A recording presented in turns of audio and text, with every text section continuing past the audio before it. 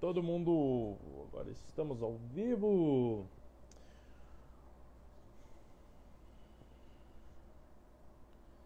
Cadê a galerinha?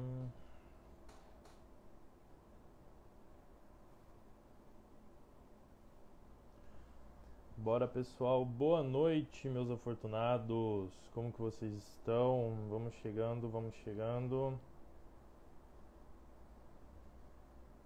Que já já a gente começa oficialmente. Vamos dar um tempinho pro pessoal entrar. E aí a gente já começa a nossa live de sextou. Como que vocês estão? Como que foi a sexta de vocês? Foi tudo bem? Pessoal, todo mundo que foi entrando já vai enviando para 3 amigos. Vamos fazer a tarefinha de casa. Então envie para 3 amigos. O áudio tá bom? Me falem aí no chat, por favor, se o áudio tá bom. Porque hoje eu tô com o fone. As últimas lives eu não tava fazendo de fone. E aí o áudio não tava ficando tão bom assim.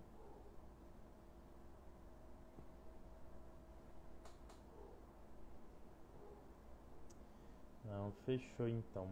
Tá.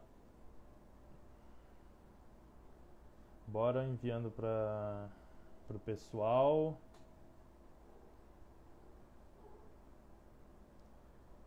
Vai enviando, fazendo a lição de casa.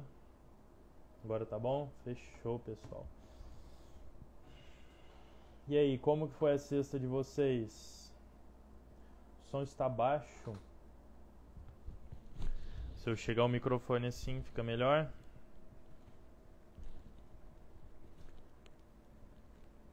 Como que foi a sexta de vocês?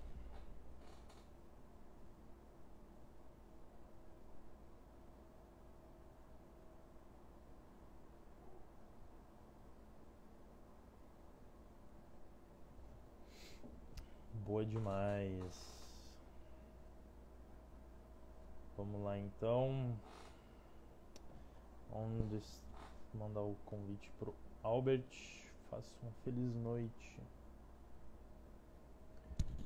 Assim, quando eu for falar então, eu vou chegar o microfone assim.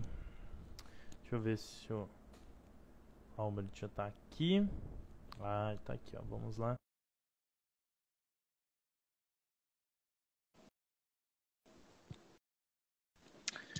Quando eu chegar... Ai, beleza então. Chegar no microfone mais perto quando eu for falar. Olá, Marco, boa noite, tudo Como que bem? você tá? Tudo ótimo, querido? Tudo jóia? Tudo ótimo também. Então, Obrigado aí pelo tempo despendido.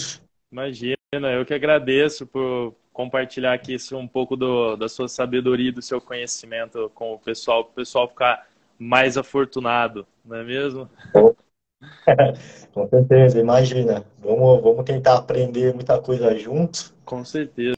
E a gente não se conhece ainda, né? Então, Você tá em São Paulo mesmo ou não? exato.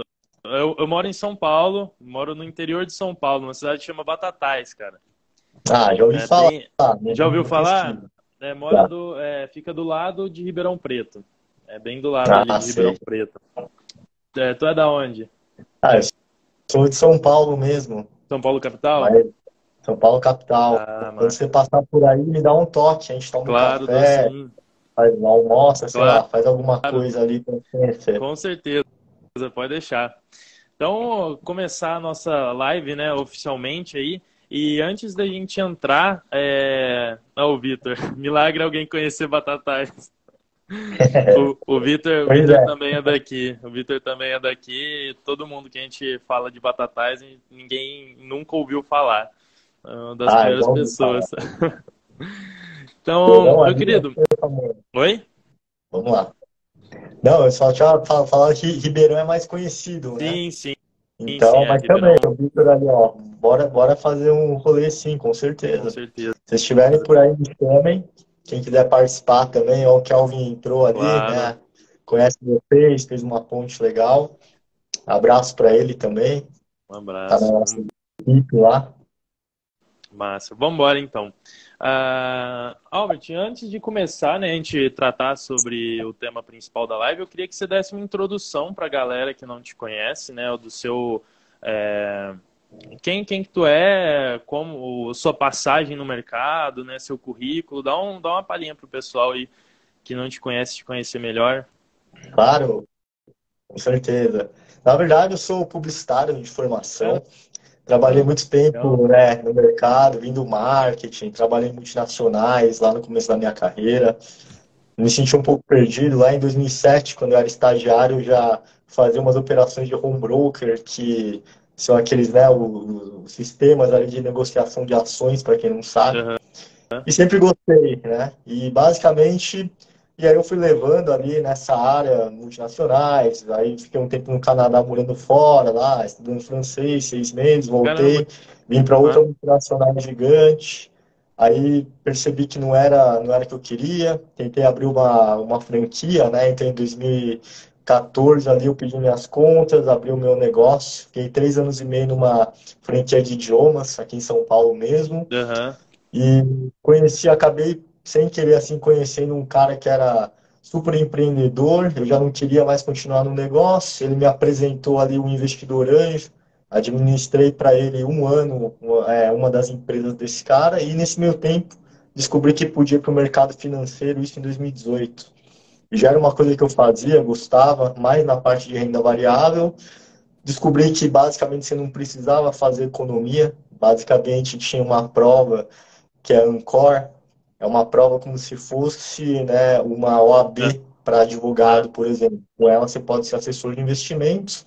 Estudei ali a parte de renda fixa, acabei passando, aí hoje eu trabalho num dos escritórios credenciados da XP, que todo mundo conhece, mas na época não era tão conhecido Aham. assim, por mais que tenha 20 anos. Os escritórios começaram a me ligar para fazer entrevista, acabei optando por entrar na Rentável, que é onde está hoje. Como eu não tinha muita experiência formal na área, eu me coloquei para mim que eu queria tirar pelo menos 2 certificações financeiras por ano, até tentar zerar todas elas, né? E deu certo. Então, eu estou no mercado, vai fazer 5 anos agora, atendo Aham. clientes mais de alta renda private para cima. E também sou sócio do escritório, acabei ganhando parte da sociedade, comprei uma parte também, porque é um negócio, né? E é uma coisa que eu Sim. gosto muito de fazer. Estou ajudando agora com outras áreas como a expansão, tirei certificações como CPA 20, Ancor para trabalhar na assessoria, Aham. tirei CEA, tirei FBB 100, PQO da B3, o operacional, o CFP e o CGA, que são basicamente eu zerei ali todas as certificações possíveis brasileiras, né? O CFP é global também. E obviamente que falta mais, a única que eventualmente faltaria ser o CFA, que é o nível máximo global. Mas aí, quem sabe mais para frente. Então, esse é um pequeno resumo, até para não tomar muito tempo aqui, de um pouco da minha vida profissional no mercado financeiro. Que isso, e que resumo, hein, meus amigos. Tá? Parabéns, cara, parabéns por todas as conquistas aí. Eu tenho certeza que muitas ainda estão por vir. Com Ô, certeza. Albert, vamos então começar, né? Então eu queria, com o tema central da live, Vitor, eu tenho uma pergunta. Qual a principal certificação para começar no mercado financeiro? Então, depende muito do seu objetivo, né? A gente tem várias certificações. Se você quiser ir para o mercado bancário, significa banco, a certificação porta de entrada é a CPA 10. Lá você vai poder, por exemplo, apresentar produtos para os investidores considerados gerais, né? Investidor ali de varejo gerais, que são aqueles investidores que têm abaixo de R$ 1 milhão investidos. Essa é a porta de entrada. Tem o CPA 20, que é a evolução do CPA 10, então é um nível acima, onde você vai poder apresentar esses produtos para clientes privates e até pequenas empresas ou médias ou grandes, que são as PJs. O CEA também é bancário, serve para você auxiliar os profissionais que têm CPA 10 e CPA 20 dentro de uma instituição financeira. Então depende muito. Ancor, se você quiser trabalhar como assessor de investimentos, essa é obrigatória. Se você Aham. quiser ir para planejamento financeiro, é um CFP, que já é um nível um pouco mais, quer ver, um pouco não, bem mais alto, né? Um dos maiores certificações. Aham. E para gestão de carteira seria o CGA, se você quiser ser um gestor de um fundo de investimentos, que hoje basicamente é um nível máximo em termos de Brasil. Se quiser ser analista de ações, essas coisas, seria CNPI. Então depende muito do seu objetivo, né? Para Uhum. quem nunca teve experiência e quer tentar entrar no mercado, se ainda estiver ali começando, CPA 10, CPA 20 com certeza, porque são certificações consideradas mais básicas, né? Entendi. Não, fantástico.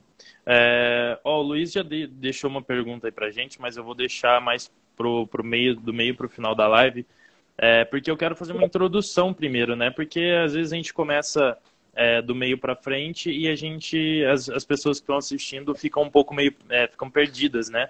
Com os termos, né? Ou até com o tema principal. Então, eu queria que você explicasse o que é a carga tributária e como que ela está presente na nossa vida. É, carga tributária é algo que quando a gente está num país subdesenvolvido, que o Brasil, né, é uma coisa que é muito mal vista. Carga tributária nada mais é do que todas as arrecadações federais, estaduais, municipais, e você soma ela ao crescimento, que é o PIB, mas basicamente é imposto. Então, por que que é mal visto, né? Até estendendo um pouquinho aqui, quando eu morei no Canadá, por exemplo, é um país de primeiro mundo, a carga tributária é muito alta. Talvez até mais alta que a do Brasil, para falar a verdade. Caramba, Só que quanto que lá as é? pessoas. Ah, putz, não vou Ah, saber precisar, mas eu tenho aham, certeza é bem que era alta. bem alta lá. Acho que é uma Entendi. das maiores do mundo. Se procurar depois ali, Caramba. perguntar para um chat GPT ou para um Google Aham, ali, você vai ver. É que também, né, para o produto e tudo mais, mas a percepção de algo ser bom ou ruim é quando você sente o retorno dele, né? com No certeza. Brasil, o que que acontece? Eu gosto muito de fazer analogia com a pessoa é como se fosse um país, porque fica mais fácil o entendimento. Uma pessoa, quando ela nasce, ela precisa de algumas coisas básicas, né? Saúde, educação, alimentação. E o Brasil é a mesma coisa. O Brasil ele precisa de investimentos contínuos em várias áreas que são consideradas básicas, né? Saneamento, saúde, educação e por aí vai.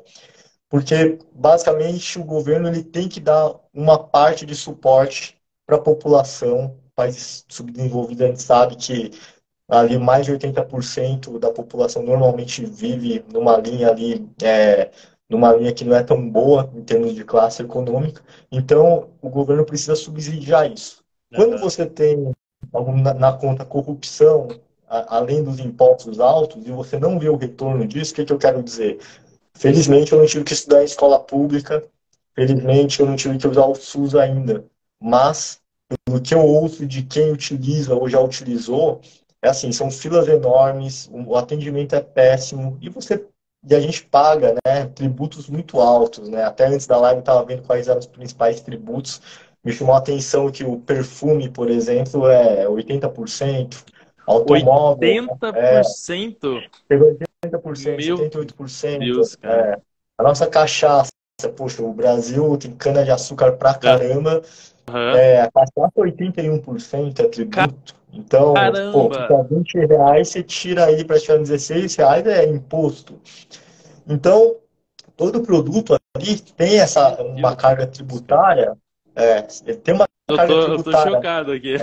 Eu não imaginava Nossa, eu também, eu fiquei que com era alguns tão alto. produtos ali, eu falei, com alguns produtos eu fiquei super chocado. Então, o que acontece? Quando a gente não percebe o retorno, ele fica ainda pior, né? Então, a percepção é que a carga Uhum. tributária é uma coisa ruim, mas na verdade é uma coisa necessária e é importante para ajudar na gestão de um país que tem Aham. muita gente precisando de saúde, educação, etc. Você vai no Canadá, por exemplo, eles sabem que a carga é alta, mas eles não reclamam, porque quando eles precisam utilizar a saúde, eles vão ter uma saúde de primeiro, um ótimo atendimento, então vai retornar para eles isso. E quando Aham. você tem isso na consciência, é interessante. Mas me estendi um pouquinho, mas carga Imagina, fica tributária lá tá tranquilo. muito forte.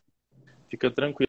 O Jonathan colocou aqui uma questão que é até um pouco atual, né? Porque a gente viu sobre a questão da taxação, né? Dos produtos importados agora que o novo governo está querendo trazer. E Então, eu queria que você explicasse para nós um pouquinho sobre os tributos da importação, né? Já dando continuidade com o que você falou, né? Dos perfumes e tudo mais. Como que funciona essa tributação de produtos importados? Olha, eu não sou um super especialista em contabilidade, tá? Aham, Tributação e tributárias. Mas, obviamente, que a gente ouve falar. É uma questão que gerou muita polêmica, porque a gente sabe que tem uma coisa muito importante que é competição uhum, no mercado, né? No mercado como um todo, a competição ela é super importante. Quando você tem produtos estrangeiros ali que conseguem, eu não digo burlar, mas eles se aproveitam ali de uma brecha fiscal e onde você não tem uma regulação super definida, o que acontece é que eles conseguem meio que entrar de uma forma quase desleal aqui dentro, né? Porque você tem aham, empresas brasileiras que estão pagando tributos ali sobre importação de uma forma totalmente clara, como a regulação manda, e de repente você tem os aplicativos ali de empresas internacionais que basicamente têm um super volume de mão de obra barata, então te dá uma competitividade muito grande de volume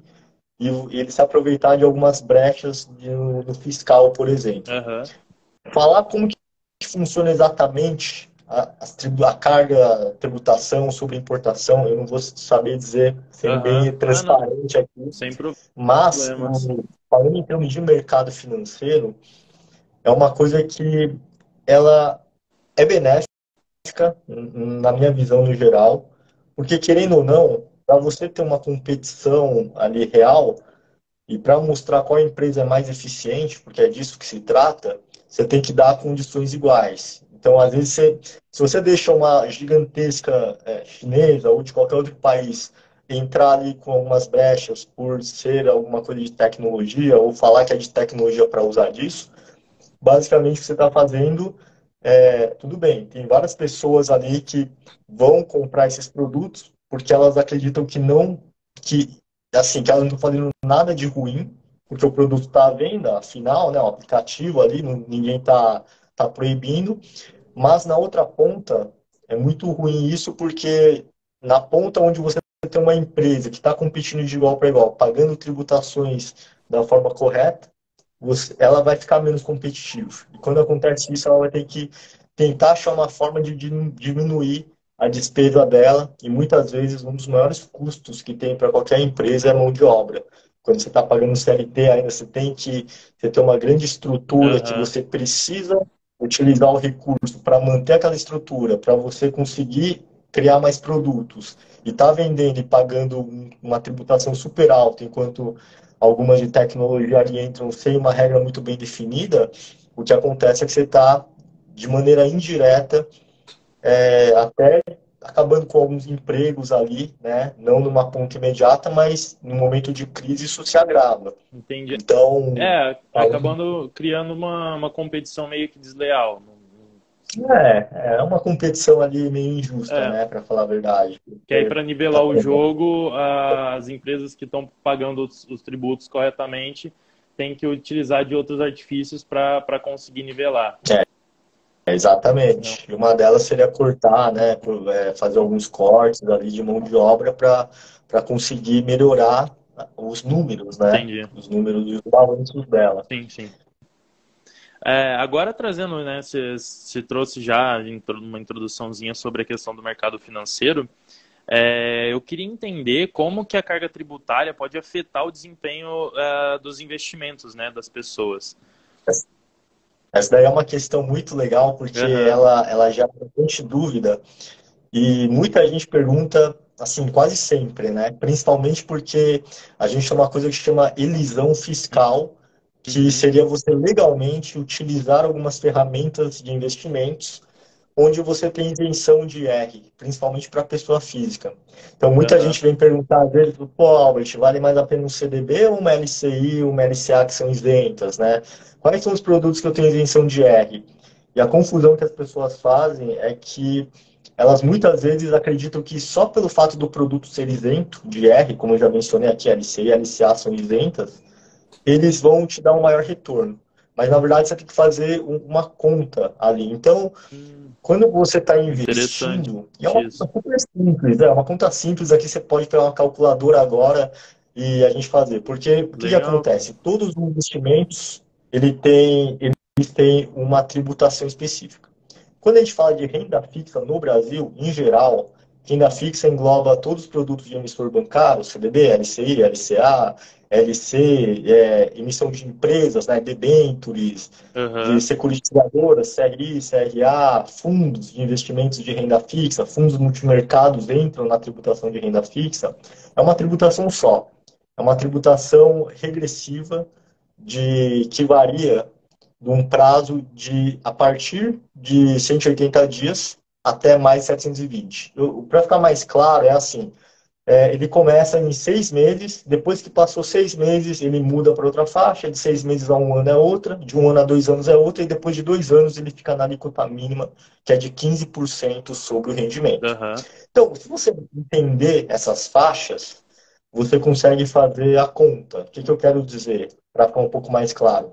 Imagina que você viu um investimento que paga 12% ao ano. Né? Ela paga 12% ao ano. E aí você vai falar, poxa, que conta que eu faço para saber se vai valer, quando que vale a pena eu pegar, por exemplo, um CDB, que eu vou ficar mais de 2 anos, eu vou pagar um IR de 15%.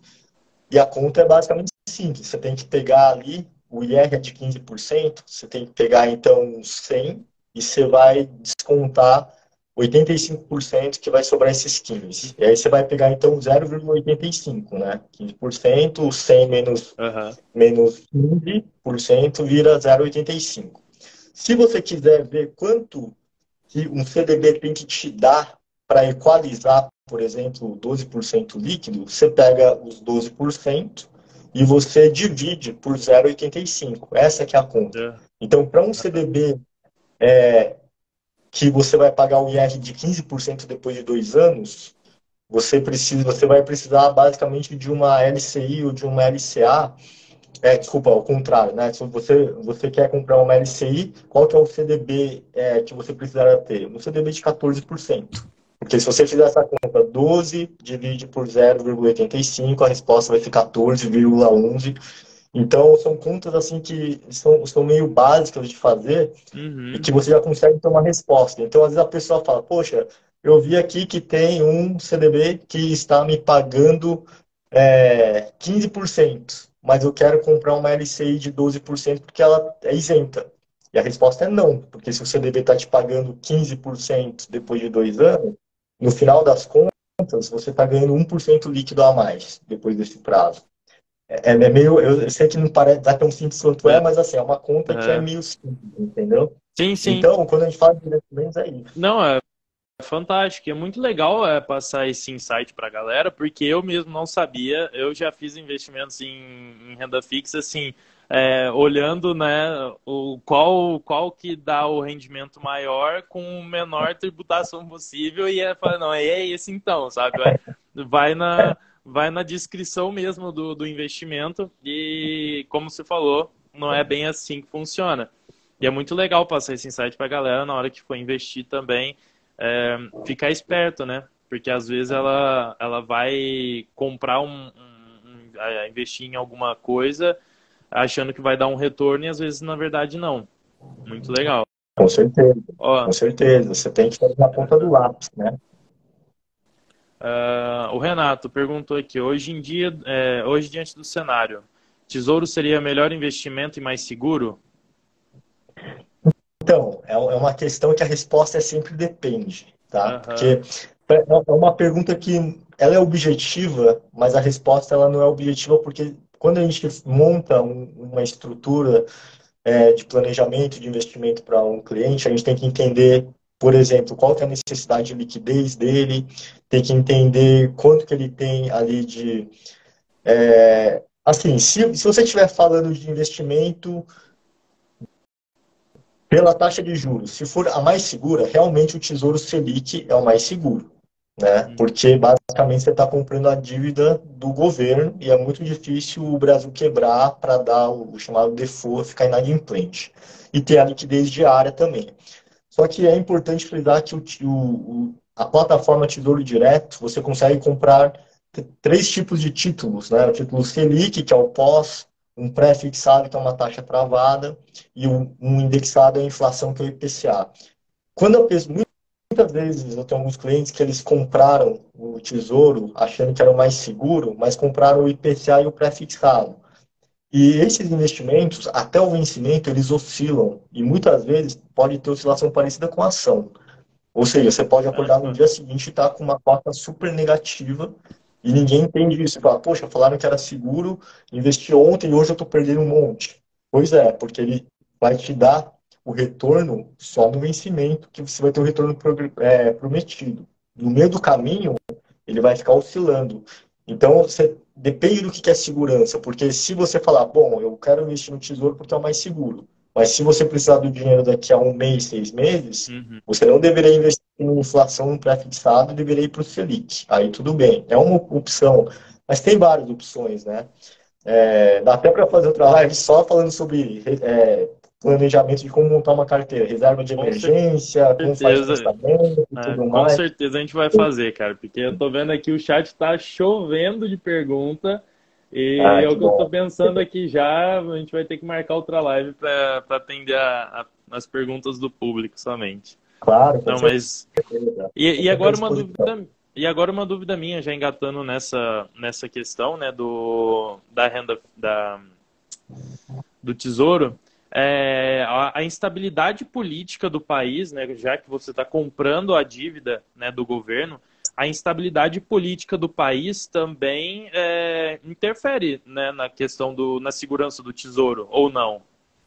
Não Não, necessariamente. Assim, ela interfere, entendi. obviamente que ela interfere por um motivo, né? Quando você Aham. está comprando qualquer país, sempre qualquer. Assim, a grande questão é a seguinte: qual que é a chance do Brasil quebrar? Entendeu? Ah, Agora, se eu entendi. pergunto para a gente, a nossa percepção, como a gente nasceu no Brasil, a gente tem uma percepção que a gente sabe que dificilmente o Brasil quebra.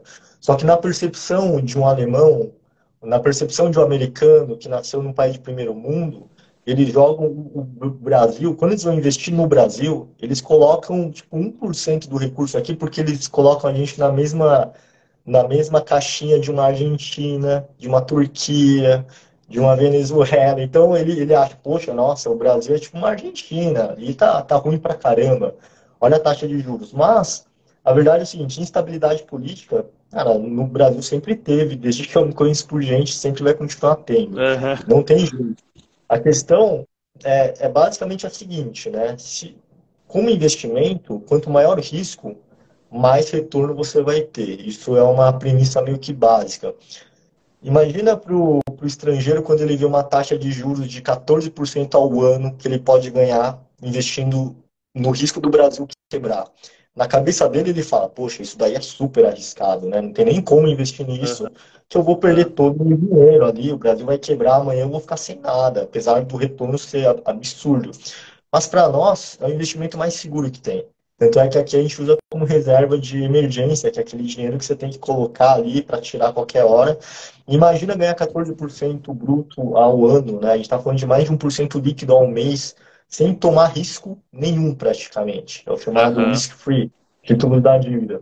Então, instabilidade política, na minha visão, nós, assim, como brasileiros, ela não vai influenciar muito, por exemplo, no ativo como o Tesouro Selic. Agora, se você estiver falando de ativos como o Tesouro de IPCA ou o pré-fixado, como eu falei, que oscilam, aí realmente esses riscos políticos, eles criam uma expectativa, uma coisa chamada curva de juros, e uma vez que esse risco aumenta, o que acontece é que essas expectativas de taxa de juros elas tendem a aumentar Uhum. numa visão de futuro. Quando isso acontece, é quando acontece esse exemplo que eu falei. Você comprou um título público de inflação ontem, de ontem, aí amanhã, a gente está em amanhã, a expectativa de risco do país aumentou muito, porque, sei lá, aconteceu um atentado terrorista para, sei lá, tentar assassinar o presidente, por exemplo, uma coisa dessa, assim, poxa, vai estourar a expectativa de inflação e do juro para o alto, no dia seguinte você vai acordar com o Tesouro IPCA valendo muito menos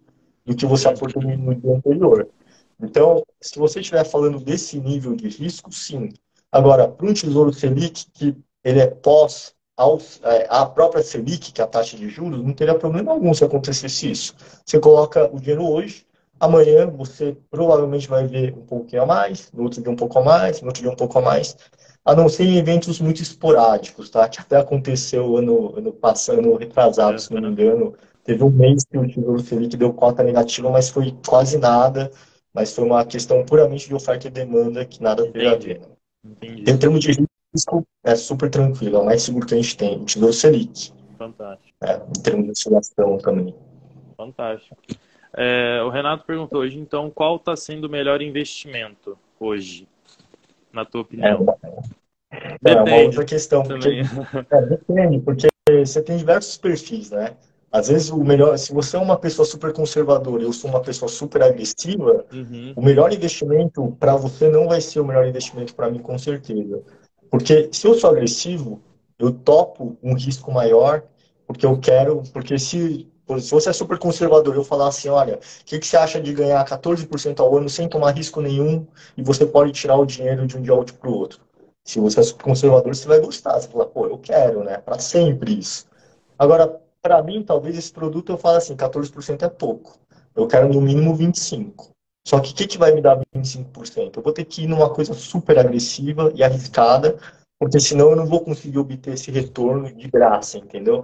Então, se você está falando para um perfil em termos de retorno, vamos falar, vai, de produtos ali que vão utilizar, que você está lastrado na própria taxa de juros. A taxa de juros hoje é 3,75 ao ano. Significa que se você pegar qualquer investimento, se você for conservador, que consiga pelo menos empatar ou ganhar disso, né, uhum. alguma renda fixa pré-fixada que te pague 14, 15% ao ano, mas aí você tem que ficar travado, cara, na minha visão, para um perfil conservador que não gosta de tomar risco e de ver o seu dinheiro negativo, é um ótimo investimento. Agora, se você falar que quer um investimento para ganhar 20, 25%, obviamente que você vai ter que buscar risco em produtos mais arrojados. Pode ser um fundo de mercado, pode ser um fundo de crédito privado high yield, dependendo, pode ser enfim, tem inúmeros, né? Pode ser uma carteira de ações, pode ser fundos imobiliários, criptoativos, enfim, tem uma gama ali. Então, não Legal, tem uma resposta objetiva. legal. Agora voltando um pouquinho, né, que a gente Ah, voltar para a carga tributária, né? Eu falar de achei fantástico, investimento já é mais fantástico. legal, né? Pô, A falar de gente vai, investimento é mais eu legal. já eu até estava pensando aqui, a gente vai marcar uma live só falando sobre investimentos e para dar dica pro pessoal aí, falar, explicar sobre esse mundo, né? Porque é um mundo muito vasto, né? Se a gente deixar, a gente fica aqui a noite inteira É, comentando sobre e super engajado, né? com certeza. Pô, é um assunto muito legal, né? Para Não, quem é gosta. demais. Demais, demais. Ô Albert, então, voltando, né, para a questão da carga tributária, para você, assim, quais são as principais estratégias que você recomenda para os seus clientes e tudo mais para reduzir essa carga nos seus Então, investimentos? exatamente. São aqueles, como eu Uhum. falei, né? Hoje, você tem que fazer a conta na ponta do lápis. Para isso, você tem que Uhum. pegar o prazo, né, que o imposto de renda vai incidir, porque qual que é, no caso, o imposto de renda fixa? Ela é única, né?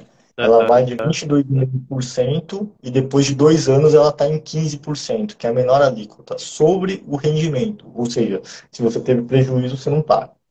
Então, se você tem um investimento que você quer deixar e você sabe que você vai tirar antes de 6 meses, compensa mais você pegar algum produto como se fosse uma LCI isenta, porque ela já é isenta para a pessoa física, isso é importante falar, do que você pegar um CDB. Porque Uhum. no CDB, se você tira antes de 6 meses, você vai ter uma carga, um tributo, um imposto de 22,5% sobre o rendimento.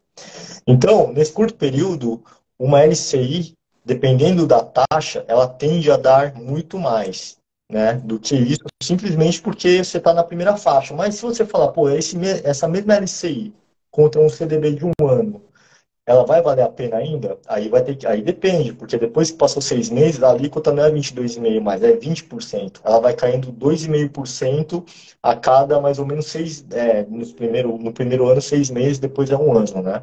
Ou seja, como a carga ficou menor depois de 6 meses, talvez esse CDB já compense mais do que essa mesma LCI, só pelo fato de ter passado 6 meses. E aí, se passou de 2 anos e é 15, mais ainda, talvez compense mais no CDB.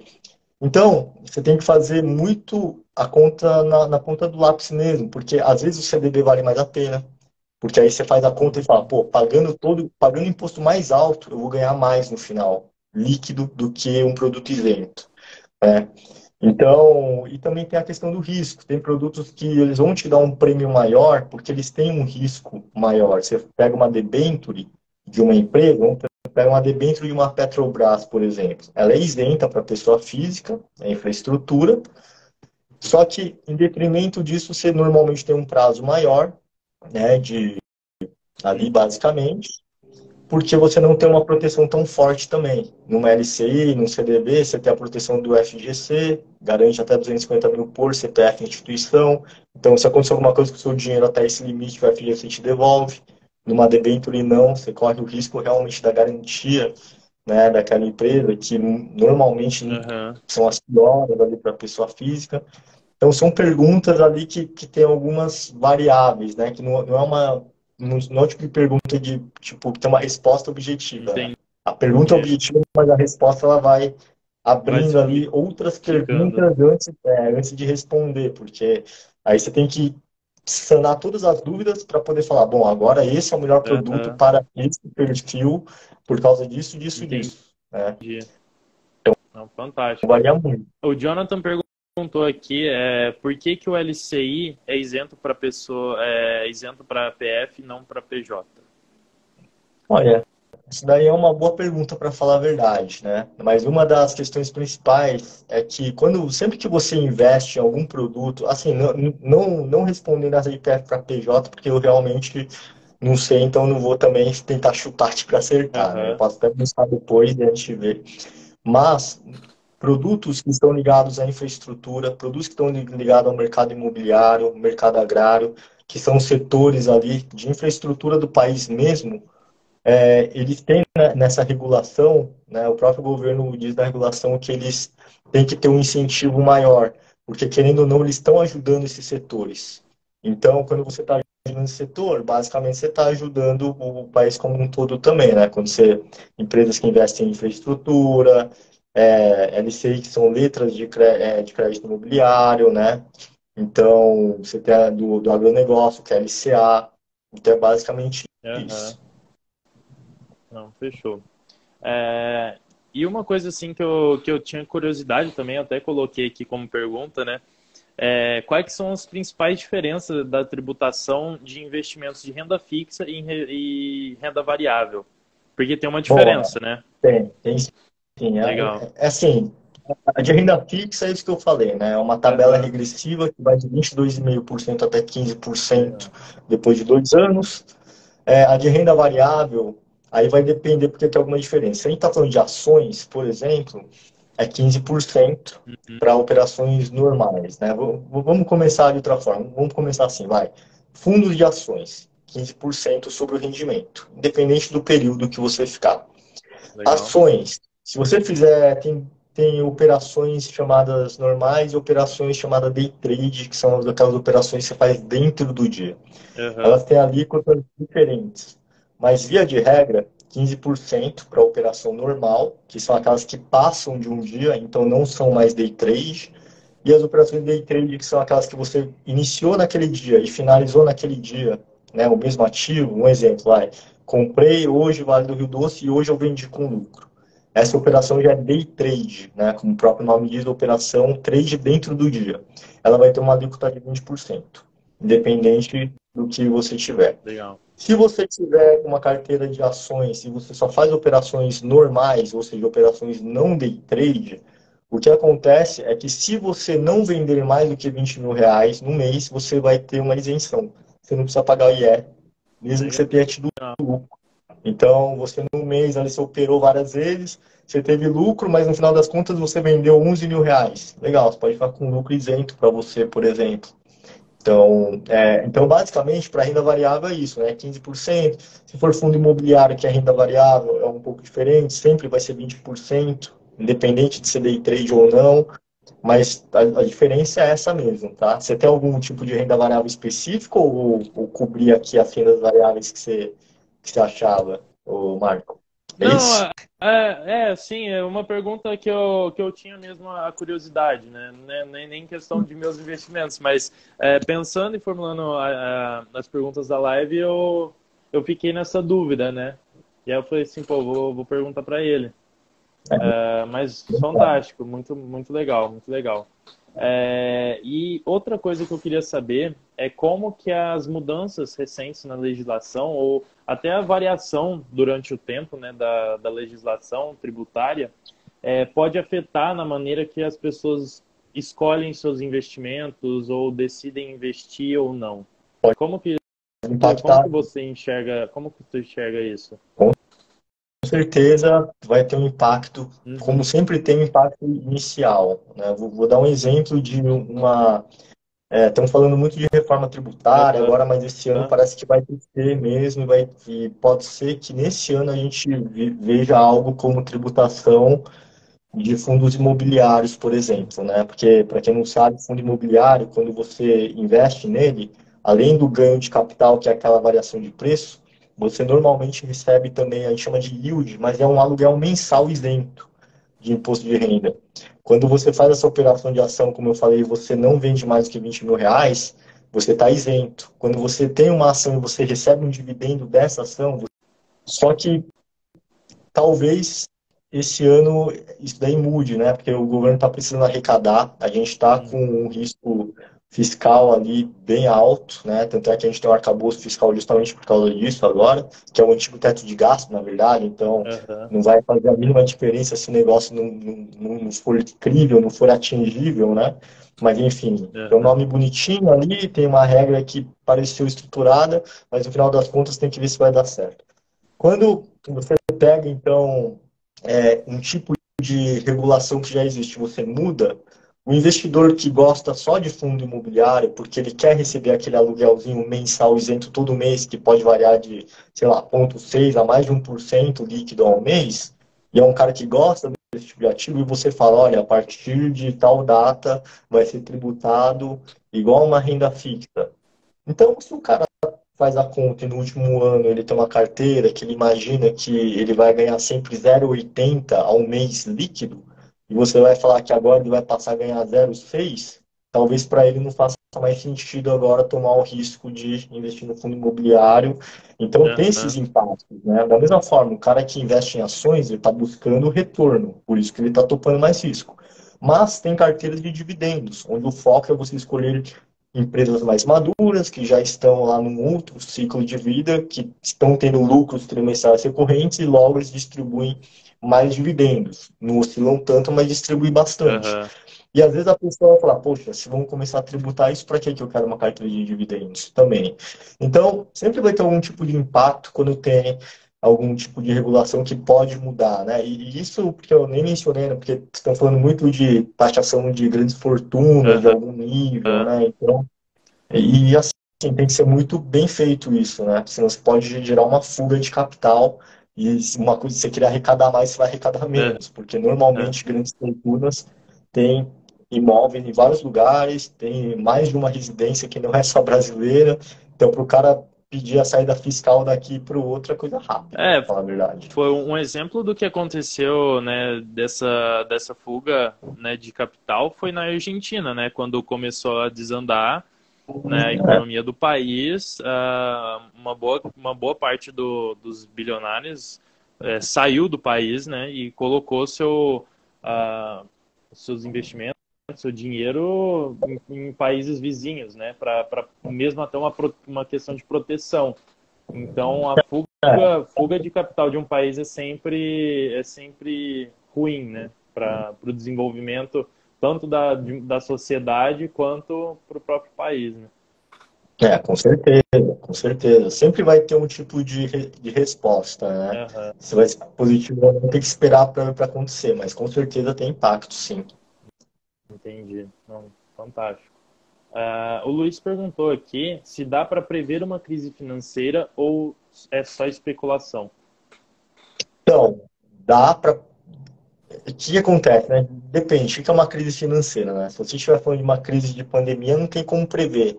Tanto é que tem um nome que é chamado cisne negro, né? Aham, O tal do Black Swan, que são aqueles eventos imprevisíveis e por esse motivo você deveria ter uma carteira diversificada, porque sempre vão acontecer esses eventos. É uma greve dos caminhoneiros, uma pandemia, uma guerra na Ucrânia, na Rússia, são movimentos imprevisíveis. Agora, se você está falando de uma crise como uma recessão, essas são um pouco mais previsíveis, porque muitas vezes quem gera recessão são os governos, propositalmente por um motivo. Porque é muito melhor você encolher um pouco a sua economia, tendo, em teoria, um pouco mais de controle sobre o crescimento dela, do que você ter uma inflação descontrolada. Um exemplo disso é que a gente provavelmente vai ter uma recessão americana, uma recessão europeia esse ano. O que está mostrando isso? As taxas de juros, igual aqui, né? O Fed americano subindo os juros ali adoidado. Por quê? Porque a inflação está super alta, uma inflação que os caras não viam. E o risco de inflação é alto. Então, o que ele tem que fazer? O governo ele tem que gerar uma recessãozinha ali, uma crise. Quando ele aumenta esses juros bastante, ele está gerando essa recessão porque ele está tentando comprimir o crescimento. Com o juro mais alto, você vai ter um impacto para a economia como um todo, né? Então, é, começa nas empresas que têm dívidas, né? Toda empresa, pessoas têm dívidas. A empresa como uma pessoa comum também faz. A pessoa pega um cartão de crédito, parcela em 20 vezes ali, ela gerou uma dívida. Uma empresa também, ela precisa, para se manter competitiva, ela pega empréstimo, faz financiamento, emite ali alguma dívida sim. para ter que pagar depois. Então, basicamente, esse tipo de. Até me perdi um pouco na pergunta aqui. Qual que É, era? Você lembra? que ele tinha perguntado se dá para prever Ah, uma crise tá, dá para financeira só prever. especulação. Então, aí, nesse tipo de crise, é possível prever mais ou menos assim, né? A gente está esperando uma crise americana há, sei lá, 6, 7 anos, estão falando que vem recessão. Aham, Nesse ano, realmente parece que vem porque as taxas de juros já estão muito altas. Taxa de juros está alta, vai impactar nesse negócio que eu falei das empresas que têm dívidas gigantes. A dívida fica maior, ela tem que começar a cortar pessoas, né, a cortar funcionários, essas pessoas ali estão também pagando juros de dívidas mais altos, vão deixar de consumir, se perder o emprego, deixa de comprar.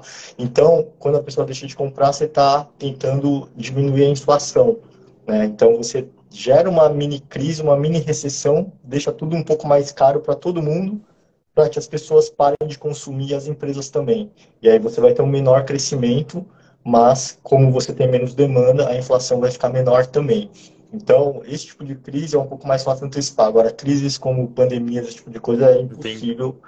Tanto é que é por isso Aham. que você faz carteiras diversificadas. Não, sensacional. Vamos para a última pergunta aqui. E aí a gente já resolve, a gente já marca uma data aí para outra live, porque a galera tá perguntando bastante. E aí a gente, pessoal, então você que tem uma pergunta aí, guarda para a próxima live, que em breve a gente vai fazer outra live, né? A gente já vai acabando essa daqui, a gente já vai conversar para marcar uma outra. Para sanar todas as dúvidas de vocês aí. Então, guarda a pergunta que você tem para a próxima live, tá bom? Com certeza. O Jonathan, O pessoal é guerreiro, viu? Sexta-feira à noite, véspera de é, feriado ali. é, Parabéns. a galera aqui é fiel e quer ser afortunada, né? E ela entende, os afortunados entendem que tem que abrir mão, né, de algumas coisas para plantar agora e colher no futuro um futuro próspero, né? Com certeza, é o sacrifício, né? Então, os Ó, gratos. exatamente. Então vamos lá para a última pergunta. O Jonathan falou que a gente tem um amigo que fala muito sobre trust. Você poderia explicar um pouco desse mecanismo de proteção de patrimônio?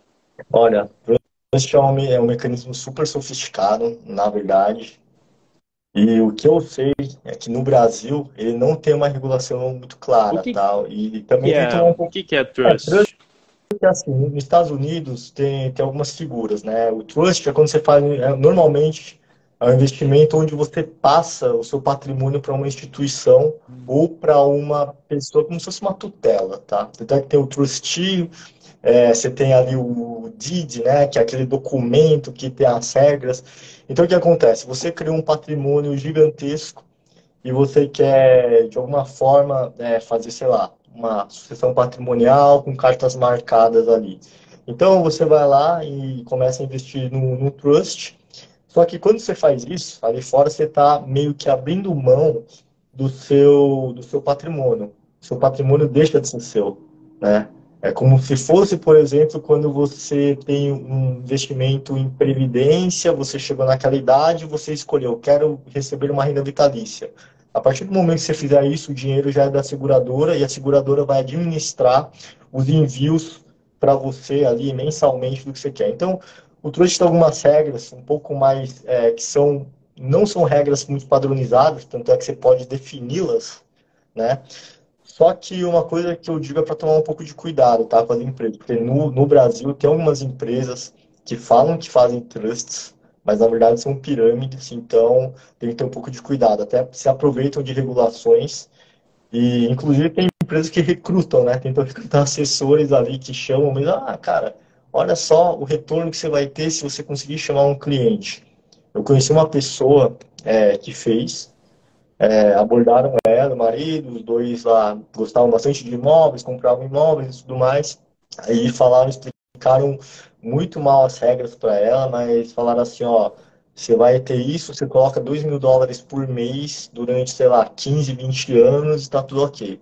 E aí, tudo bem, ficaram alguns anos conseguindo colocar esses US$ 2.000, né, no trust, ali no que venderam como um trust. Só que chegou uma hora que simplesmente eles não. Chegou um ano ali que eles não tinham mais tanto recurso e tiveram que falar assim: ó, a gente vai dar uma pausa. No momento que eles fizeram isso, a empresa falou: tá, perfeito. Aí ela falou: ah, tá, então eu preciso também do dinheiro que eu coloquei durante esses anos. Aí eles: não, o que você colocou tá aqui. E aí eles perderam esse dinheiro. Então tem Aham. muita coisa aí assim, mas assim, trust não é uma coisa que você vê muito comum, é mais para grandes fortunas também, porque é um ferramental muito sofisticado, para falar a verdade. E tem que deixar muito bem claro esse tipo de regra, né? Porque uma vez que você abriu mão do seu patrimônio, ele não é mais seu. Então você não pode chegar e falar assim, eu quero de volta. Cara, tem aquelas regras ali, você falou assim, ó, eu vou colocar isso aqui, porque, né, aí basicamente eu quero que uma parte fique tal pessoa, enfim, tem várias regras, não é uma coisa super travada ali, É. né? Então é um tipo de ferramenta que não é comum a gente ouvir assim, né? Não tem como simplesmente entrar, mas se fosse entrar, eu procuraria antes uma instituição financeira, porque é melhor você deixar ali com uma regra com uma instituição do que com uma pessoa que falou que tem um trust, enfim.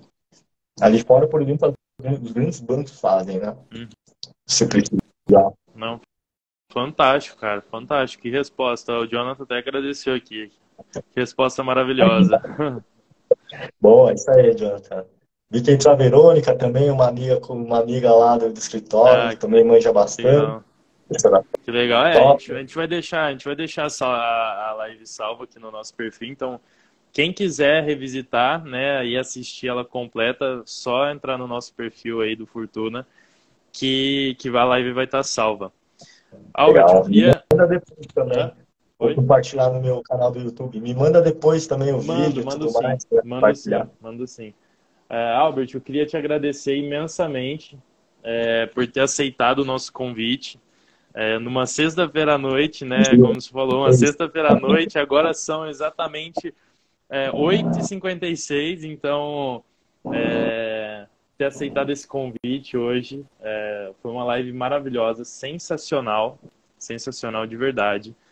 Eu aprendi muito aqui contigo hoje e com certeza quero início de uma amizade aí que eu quero que perdure por muito tempo. Com certeza, Marco. Precisando, e como eu falei, estiver em São Paulo, me dá um toque, a gente toma um café, Claro, almoça, faz alguma coisa ali. E com precisando, é só me certeza. avisar então. Eu agradeço. Com certeza. Ô, Albert, só para finalizar agora, a gente tem uma tradição aqui no Fortuna de todo convidado que faz uma live com a gente. a gente pede para deixar uma frase que te impacta de alguma forma, que é importante para ti. Você tem alguma frase aí Nossa, que você pode deixar para gente? cara, eu tenho várias, mas uma que eu gosto bastante é do Albert Einstein, né? Porque eu acho que vida é movimento. Então, eu tenho uma frase dele que ele fala que a vida é como andar de bicicleta, né? Para se manter em equilíbrio, você tem que se manter em movimento.